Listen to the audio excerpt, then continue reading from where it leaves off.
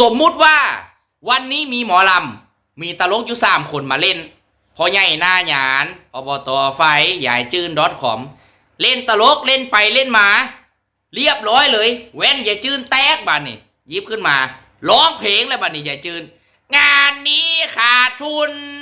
แว่นตาคอยแตกไป1 ข้างพ่อใหญ่หน้าหยานเจ้าต้องรับผิดชอบคอยสิเดินทางไปอุดรขอนแก่นกระซังตอนขับรถไปย่างคอยต้องใส่แว่นตาแต่กี้นั่นนะอบตไฟเอามือมาป้ายปากอย่าจืดพรุบห่วยมือไปบ่ายอย่าคือเข็มใช่ปะ เพิ่นก็บอกว่าอ๋อมาแต่เงี้ยวบางฮัน